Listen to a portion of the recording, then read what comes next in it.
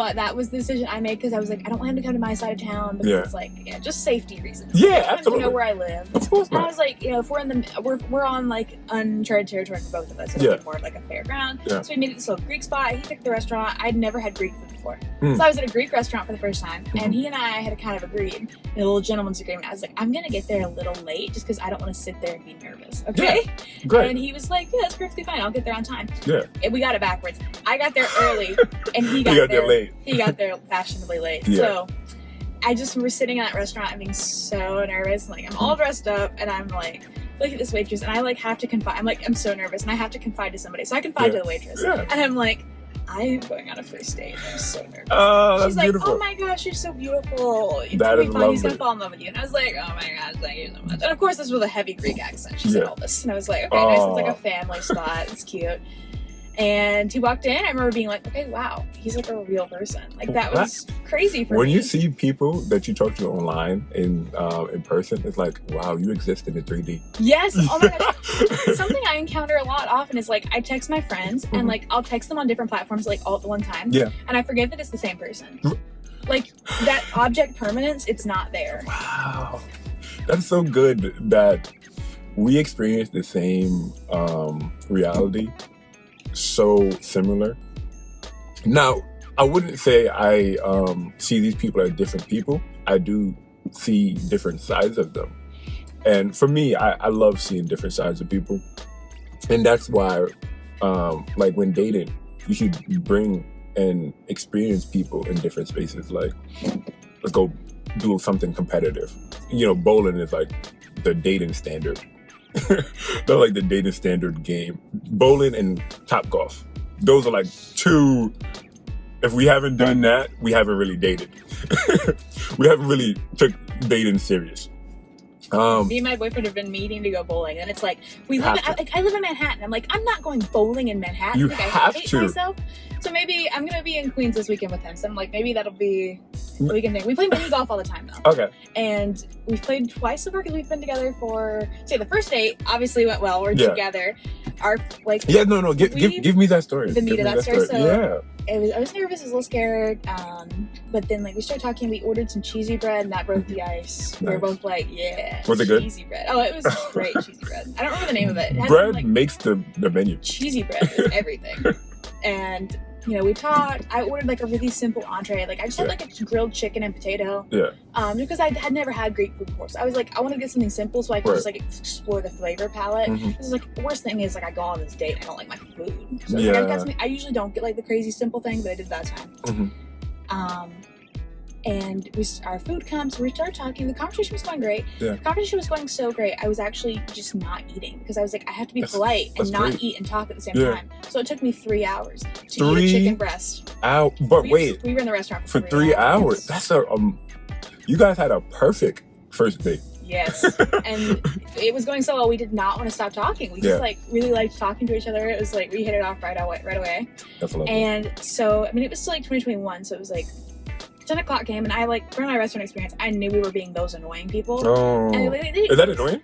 If you like stay forever and it's like you're the only people in the restaurant. Okay. Service staff wants to go home. Gotcha. Your server wants to go home. Just so you know, they want to go home.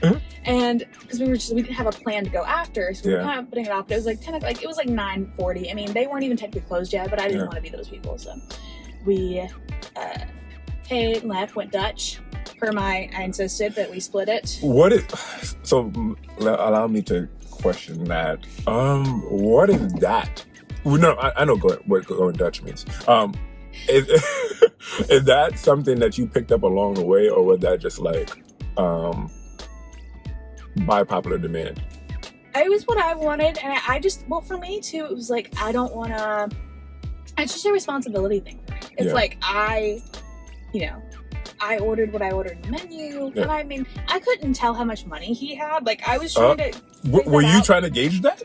A woman is always trying to gauge that. Are you guys? Clear.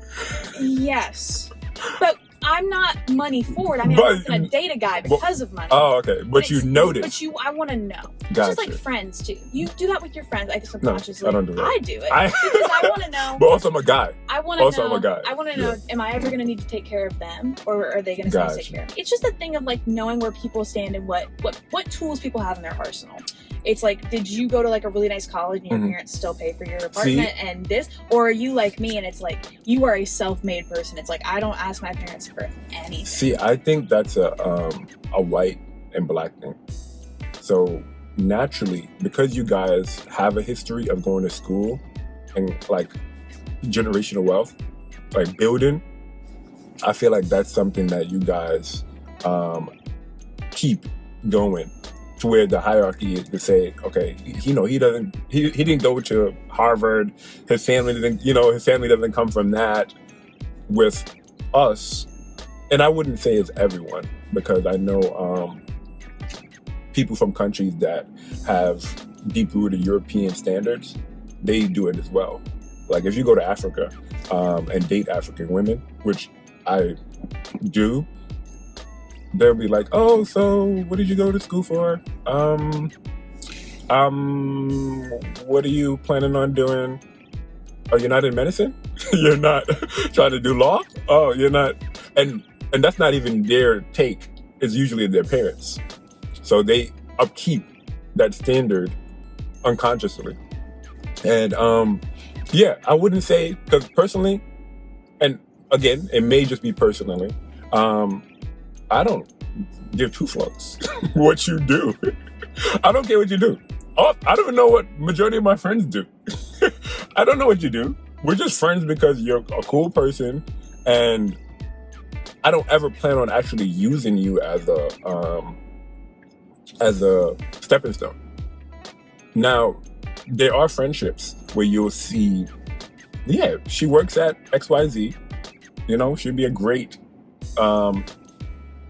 piece to have to place me in that if I ever want to go into that space, or they cultivate this space with professionals. Like, my friend, she's a lawyer.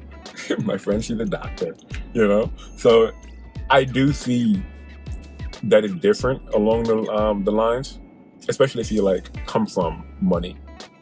Now myself, I'm like first generation everything. I'm literally the first of the first. So I'm the first to finish high school. First to finish high school. First to go to college.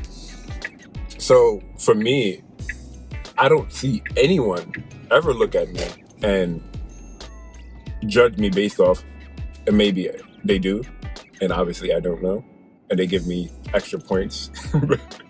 But I don't feel like people see me and they say, oh, he didn't go to school, so I can't take him serious. And I also feel that may just be because of how I carry myself. So, just a different perspective. Yeah, I mean, for me, it's never judging. It's never like looking for a sugar daddy. Yeah, it's never. Whoa. It's never the motivator, but you want to know. Because it affects, like, theoretically, everything. If down the line, it's your circle. Now, I think it's great to have a friend. Like, one of my friends is a lawyer, and one of them is a server at rock bottom. Like, they're my friends and they're my people, and I feel a connection to them. But it's like, if I ask this friend to go see a Broadway show with me, would that be a financial burden for this person? Right. You consider those things. You want to be able to know, like, what can we do together? Right. Are our hangouts always in the park because they're free? Or it's like, sometimes, like, I don't ever go out. And my friend recently, she asked me to go out for lunch. And I was like, oh my God, we're going for lunch? And I was like, played it cool. But it's like, that was crazy to me. And I do go out sometimes, but I mean, I minimize it. I choose to spend my money where I spend my money. So on that first date, and it was also like, if the guy was like really insistent on paying for me, sure, I'd be like, I'll let you pay for me. But it's also a thing about women too, because I feel like it can be a little dangerous because some guys pay for your dinner and they think you owe them something now. I'm sorry you guys have experienced that. I mean, it is what it is. No, but still, I'm still sorry that you have to experience that. Because in all reality, as adults, we decided that we wanted to experience each other and get to know each other on this level playing field. And you shouldn't have to pay me back in sexual favors to continue making me feel like, hey, that was the money well spent, essentially. Yeah. So, and I've had experiences like that on first date. Nothing like crazy, and not to like trauma dump, but yeah, it's happened. So I was like, I just wanted to make sure there were no reasons the date would go wrong. And I felt like splitting it when I was like, we were both adults in the room. That's what we both. No, I love that for you. Yeah. Because I would love to go on a date and be like, hey, I'll take care of my half. I'll be completely disrespected. I would completely say, excuse me, please don't ever do that again. And, but that's just who I am. Mm-hmm. And that's another thing too. It's like, how does the guy react to you wanting to? Yeah. Because I mean, in most of my relationships, I tend to find that like I'm more of the extrovert. I'm like the plan maker. Not that I like call all the shots, right? Make all the control. But I usually just like to plan, and I like to take a little bit more initiative. What are we gonna do? What's gonna happen here? And a lot of my friends are like, go with the flow. Yeah. Chill. And I'm like, nothing happens. Who do you think's making the flow happen? I'm making the flow happen. It's like I am the wave pool, and you are on your inner tube. If there were no waves happening, where would you be? So I'm a little bit like neurotic, and that's like, I have to know what's going on. So it was nice to find someone who was willing to like allow you play that with me. It's like, and there's times too where it's like I've found in our relationship, and a lot of relationships I've been in too, it's just like I don't know, just being like the mature one, or being like being the girl and having to be the mature one. It's like I know my mom. Your mom plans a lot of stuff, or at least in my case, moms do so much. Yeah, they do. It's like daddy. That's a whole other thing. And that's only in certain spaces. Now, for myself, I grew up with a very independent mother, so she made sure that that rubbed off on me. She's like, no, so you do this. So naturally, I'm very much, so hey, we're gonna do this. I have this planned. If you don't like that, I do have other options. So I'm very much initiative, because she drilled it in my head that you do not want your woman to feel that she's in charge, but also you don't want to be too overbearing. You want to give options, because you want people to consent to what they're experiencing. Well, that sounded crazy, but but you know what I meant. But so yeah, I grew up with that, and having that early, it stuck with me. So that's how I experience life. Yeah.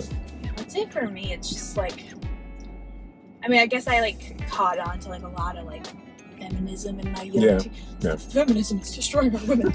And I mean, I like, I live my life how I want to live my life. I don't know, the way I live my life doesn't mean I think everyone should live their lives this way. I think we all do different things, and that's beautiful and that's great. And it's just like I want to be like a co-ruler with somebody in our relationship and the foundation we set up for our lives. This is our world. That's what I want. Like we are in charge of it. Sometimes that means like, hey, you're the employed one right now, and I'm like slinging burgers or whatever. Like struggling to get, not struggling, but like taking care of each other and making sure that's what it's you about. Never feel like you're your partner lacking. Yeah. And we have a very good relationship in that sense.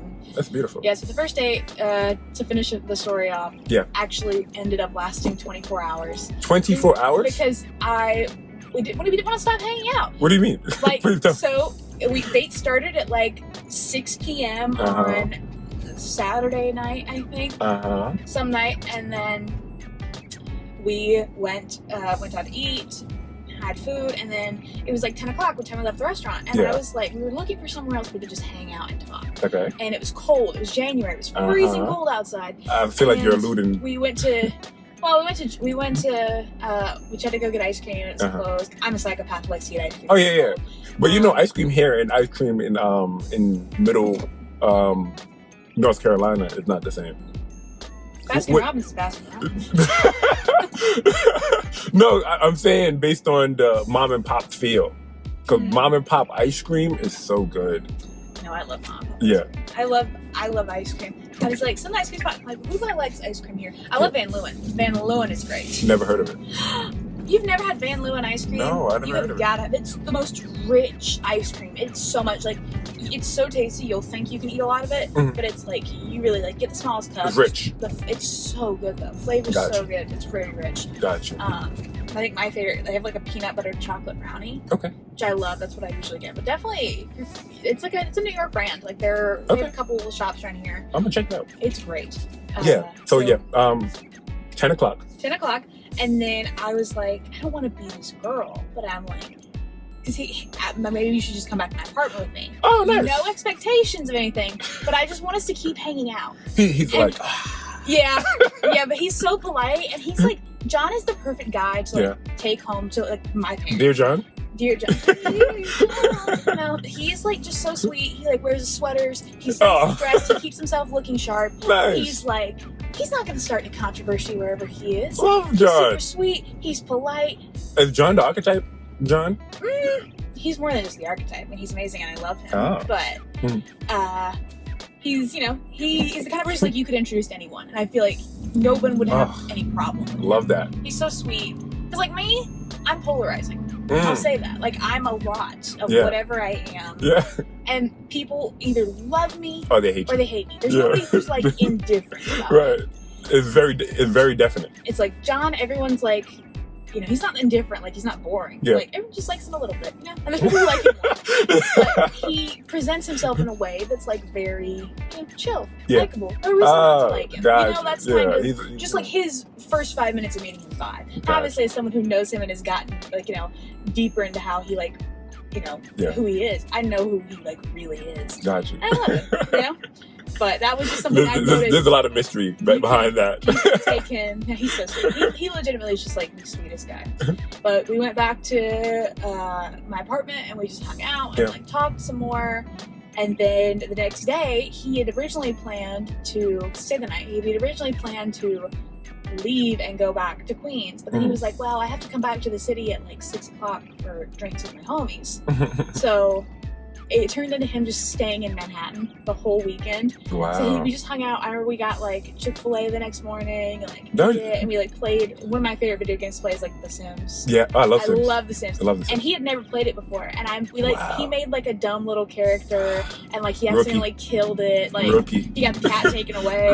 He did a bunch of rookie mistakes, but it was just like bonding experience. No, you just gave me a perfect you know, you get to meet people. You get to see their styles. So I want to watch you build a house. I want to watch you build our future together and see what it looks like. Because you're not going to ruin our future. Yeah, my sim style is like, I am the most, like, I just like to make little families. I make little people and I really invest in them. And I make them go to work and actually earn their money. I do not use cheat codes. I do. Listen, I use cheat codes. I use Motherload. To do furnishing and building. Get like the baseline. Yes, my foundation has to be great. Not regular. It has to be phenomenal. I have a estate. I have an estate, and from there, I'll actually send them off. You know, you essentially owed money. They inherit the old money and they actually figure it out from there.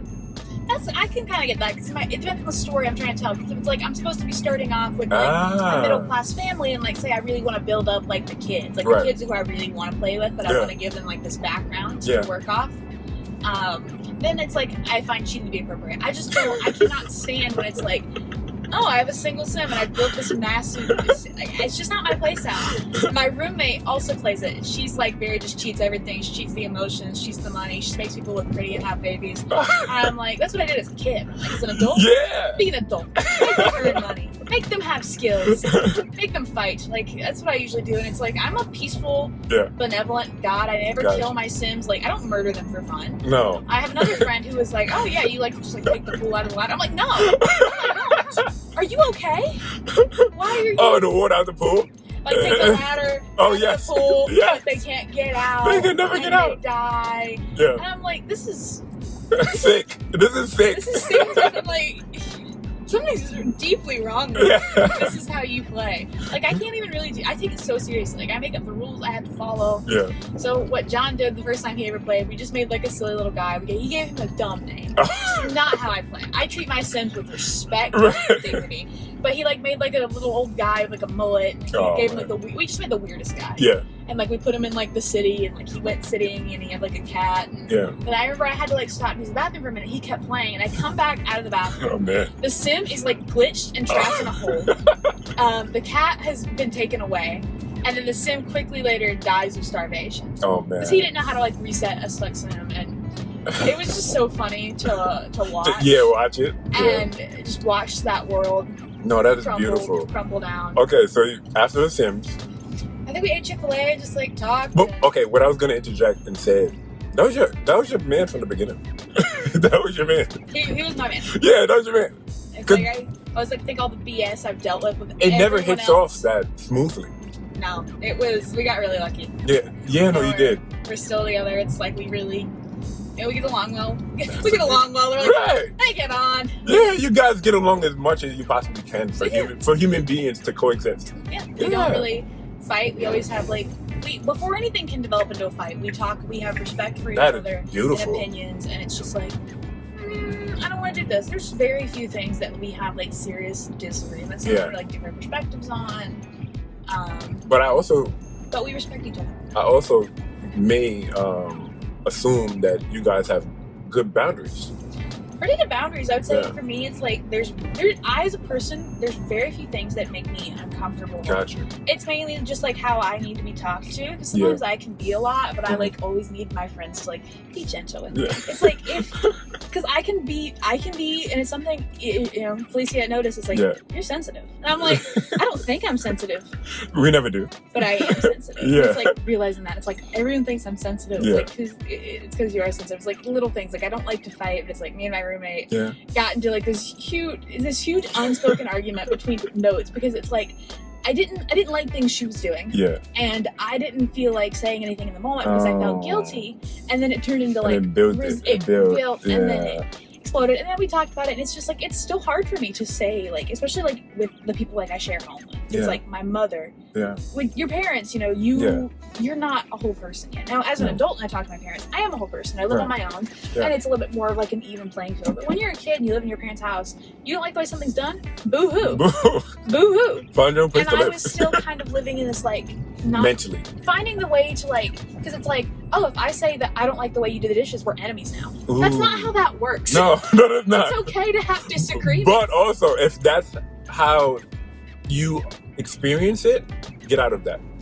Yeah. No, we have a great relationship. It was just little things, and it's like me not knowing how to bring it up without it turning, because I never want it to turn into a fight. My roommate, she's lovely. She's not the kind of person who would start a fight for no reason. Yeah. It's just finding ways to be like, hey, so last time you did the dishes, you kind of like missed a couple spots.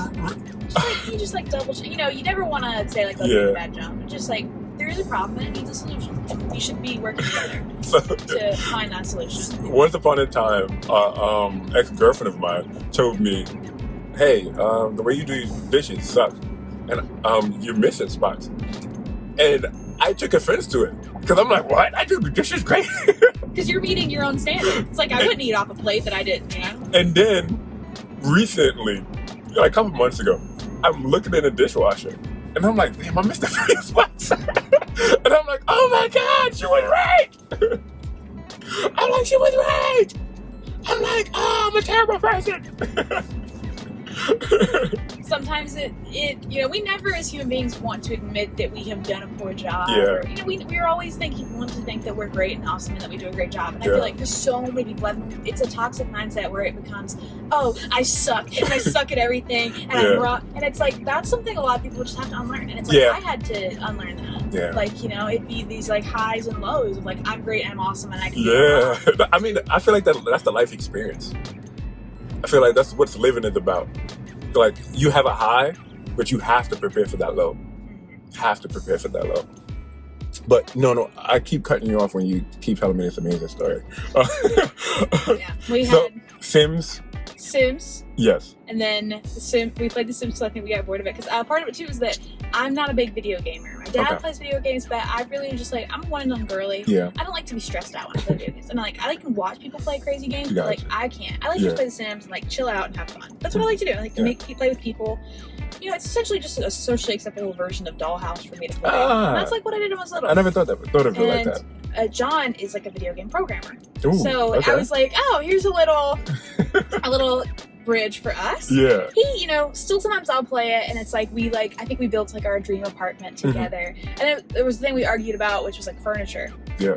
Where I was like, because I'm fixing to move apartments again, and I'm gonna have, because currently I share my bedroom with my roommate, who was like, we met in college, so we had like a 1 bedroom. It was kind of like dorm style. That's how we've probably been living for the past 2 years. Yeah. Which has been great. I love her. But we're both like, growing. We need to grow up, and I'm like, I think, you know, she was looking to live on her own just because like she wanted that experience of like living on her own. And I'm like, you know, that's fine. Like you need that, and that's how you're gonna grow as a person. Exactly. And so me and my other friend at work are going to be moving in together, and that's our plan. So we're looking for a 2-bedroom. Yeah. So I'm really excited to have my own bedroom again, because I haven't had one since I've lived in New York City. And my dorm was crappy, so I'm like looking at furniture, and I'm like, wow, I'm a real adult, and I can like really buy furniture. So I'm looking at stuff, and I was showing it to John, and I was like, if I get this stuff, and then in like 2 years we move in together. Yeah. Are you okay with this being like our bedroom? Because I'm like, there's no point in us buying a whole new bedroom set if I buy it now and like, you know, find something that would be acceptable. He's like, see, I feel like you're already playing house stuff. I'm planning it. I just like, I'm being smart about it. Because like, if I'm going to spend like $1,000 or $2,000 on a bedroom set, I want to make sure I can use it not just once. It makes sense to have something that's going to last me. Yeah. So I was like, you know, I'm being courteous. I'm like, if he doesn't like it, at the end of the day, it's my bedroom. Yeah. You're gonna just deal with it. I often think if that's the case, to where my opinion is only, you know, pieced together, like to where it doesn't really matter. Don't ask me. Don't ask me, because you need to make your decision for yourself. Now, I understand being that you guys are partners, and you know, you want to think smart for long term. You think long term. Personally, if I buy a couch, I know if I move in with someone or move into my next space, like real space, that couch is gone. Because that couch no longer fits what that space is trying to convey for me. So, you know, I have my different strokes for different folks. Exactly. Yeah. That's what it's about. Yeah. But he likes like the older, like he likes what his parents have, because I've been to their house, and it's like older, kind of like Victorian-ish style, like heavy dark wood pieces, and I hate that shit. I think it just like, it makes me feel like I'm in an old person's house. Yeah. I don't like it. It's just like, because we're more bright, vibrant. We're more open, white.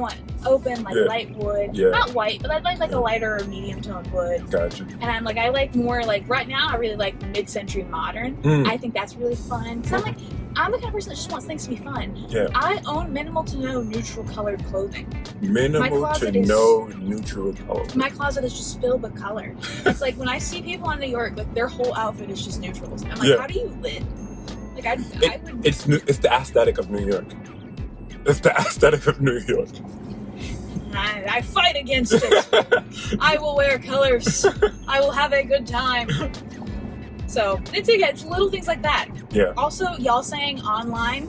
No, you are in line. This is the line. Oh yeah, I'm online. In it. No, I'm on the line. You are in the line. You are in the line. I'm on the line. The line, people, is an arrow that is going from everyone, and you are in the line. The line's not on the floor. You're not on it. You're not on the line. I am though. I'm on the line. In line. I didn't think about that, but you're right.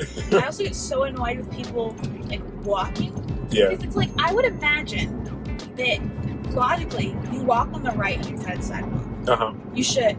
And then people just don't do that. And I'm like, I can tell that most people in New York City do not have their driver's license because y'all don't know how to walk. But wait. So, first off, you're not going to disrespect us. Get out of the car. We're professional walkers. Do you see the speed that we upkeep? Oh, I know. We're professional walkers. So, the understanding is The right lane is for moderate walking. The left lane on the sidewalk. Speed lane. Speed lane. Listen, I gotta go where I gotta go. If you're coming down the speed lane, move out of my way, I'm gonna bump you. I'm gonna bump you. And you better not have a problem with bumping you, because you shouldn't have been in this lane to begin with. Go across the street if you want to come this way. But yeah, it's not that they don't have a license, and you can't tell based on that at all. Because it's just a little stand-up. No, for sure. No, no, I get it. But they just, you got to add in tourism too. Tourism, there's a ton of tourism. There's a ton of tourism here, and because of that, it disrupts the flow. Yeah, because what the are you doing here? You're messing it up. No, that was me. I mean, first time I stepped foot in New York City, we had driven up to North Carolina. We drove. We drove everything I needed from like my room and my life back in North Carolina. Dope. We drove up here. They let me out. We stayed one night in our hotel. We stayed in a hotel in Times Square. Oh, nice. Got the full experience. Yes. Stayed in a hotel in Times Square. It was my parents who'd never been to New York. My grandma, I can't remember if she'd ever been or she'd been like once. Yeah. But I remember we stepped outside that morning to go get breakfast. And that was the craziest time. Times Square was full. We had no idea where we were going. Just like a morning, yeah. Oh, nice. Times Square was like pretty full. It was like 2021, so it was still like a weird time. Yeah. But I remember like looking for this breakfast spot and being like, where is it? And I remember it was like inside the Port Authority. And I did not understand that I had to walk into the Port Authority too. That tripped me up big time. I was like, were you like there's things in circles? There's things. Just on the street, and I was like, where is it? Oh, I didn't know that was a New York thing. I'd also never lived in the city. Oh, like gotcha. You look for the Walmart, there's a massive sign next to it on the road, and that's where the Walmart is. Yeah. If there's a thing inside the Walmart, it's on the sign, like, it's advertised. Yeah. New York is just telling that we know it's there. And I'm like... It's like speakeasies. A little bit, yeah. The Pain Liquidon at Port Authority bus terminal is actually a speakeasy. See? I don't even know how to say it, but Pain Liquidon, I don't know how you say it. Yeah. I don't speak French. Yeah. No, I know what you mean, though. So it was just like, it was just culture shock. And yeah. Like, I remember I saw the speed at which people were walking, and I was going places. And my family was not on board with it. They were not walking at the speed at which I was walking. Me and my younger sister, who's like, she was 4 at the time, and now she's 7. Nice. We were zooming. Yeah. And my parents and grandma were like trying to figure it out, and they're like pausing when the road says stop, and I'm like, no. I figured there was like a day or two where I would like that right there, I would have stopped there. Really? And waited for it because I didn't know. I was like, somebody just that's not something we do. Flying out of nowhere. Now I got it. This is I'm going on year 3 of living in New York City. Yeah. And I love it. I'm glad I did it. I was thinking about that earlier. I was like, I did such a favor for myself. No, you opened your world massively, and because of that, you're gonna get the riches that come with it. Because you took a chance on yourself. Oh yeah. Yeah, and that pays off 100 times over, and you just have to keep it going. You just have to keep it going and say to yourself, all right, let's do it. Let's take the bull by the horns and let's experience what we need to experience so we can grow. Because that's what we're all here to do anyway, is just grow. Yeah. That's what I think. I don't think we're here to do anything else. Yeah. I just think we're here to grow. That's what plants do. Plants just grow and vibe and like... And we are maybe plants. Make some fruit. And we are plants. We're plants. So we definitely need to just... Lower expectations for yourself. Just like... See, I don't agree with that. I don't agree with low expectations. I think high hopes, low expectations. I don't agree with any of it. The ceiling is the sky. I can do anything I put my mind to, and with that understanding, sure, you have to be persistent, sure, you have to be determined, sure, you have to be all of the things that require you to have faith, but it's here. If you say you can do it, it's done. Once you say, maybe, Oh, God. then you kind of leave it to chance per se. It's getting out of the baby area. For me, I myself as a person, I'm very ambitious. I'm like, I want it done, it's done. And that's how you have to nothing else. That's how you have to be. That's it. All right. Oh, let me get you on this side. So, hey, you are. All right. Thank you so much.